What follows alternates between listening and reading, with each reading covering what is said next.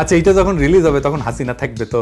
হাসিনার শাসনের অবসান যা আমাদের কাছে অনেক দূরের বিষয় বলে মনে হচ্ছিল, তা হঠাৎই আমাদের নাগালের মধ্যে চলে আসছে। এখন থেকে এটা আমি কবু যে এই এপিসোড যখন দেখিচ্ছেন তখন হাসিনা জয় বাংলা হয়েও যাইতে পারে। ছাত্র আন্দোলনে দেশের বাইরে থেকে বড় ভূমিকা রেখেছিলেন পিনাকি ভট্টাচার্য।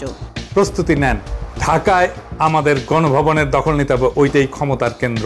ওইখানে যেদিন যে আমরা বসতে পারবো আর শেখ হাসিনাকে পাশে লাথি দিয়ে বের করে দিতে পারবো, সেই দিন আমাদের বিজয়। আর তারকাদের মধ্যে প্রথম সারিতে ছিলেন অভিনেত্রী আজমেরী হক বাঁধন। আওয়ামী লীগ সরকারের বিরুদ্ধে রুখে দাঁড়িয়েছিলেন তিনি। সুস্থ মস্তিষ্কের কোনো মানুষ যদি বাড়িতে বসে থাকতে পারে, সেখানে আমার বলার কিছু নাই।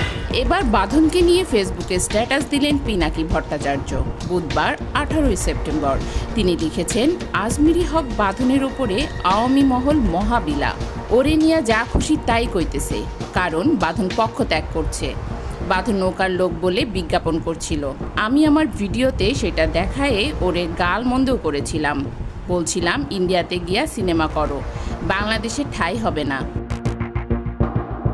পিনাকি ভট্টাচার্য আরও লিখেছেন, জুলাই আগস্ট বিপ্লবের ইতিহাসের এক মাহেন্দ্রক্ষণে বাঁধন রাস্তায় আইসা দাঁড়াইছিল, গণহত্যার বিরুদ্ধে সোচ্চার হয়েছিল। ওই মুহূর্তে বাঁধন মহৎ হইয়া ওঠে। বাঁধনের জন্য এই কাজটা খুবই কঠিন ছিল। বিপ্লব সফল না হইলে বাঁধনকে পরিণতি ভোগ করতে হইতো। সে দ্বিধা করে নাই জনতার পক্ষে দাঁড়াইতে।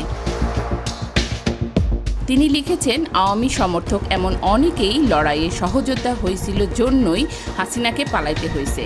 এই জন্যই ডাবল বিলা বাঁধনের ওপরে, ব্যাপার না। ওরা যত বেশি বিলা হবে, বাঁধন ফ্যাসিবাদের বিরোধীদের কাছে তত আপন হবে। ওরা যা খুশি বলুক, ভয় পাইও না, মন খারাপ কইরো না। ইতিহাসের সঠিক দিকে থাকার হিম্মত আর সৌভাগ্য সবার হয় না। এদিকে পিনাকির সেই ফেসবুক পোস্ট নিজের ওয়ালে শেয়ার করেছেন বাঁধন।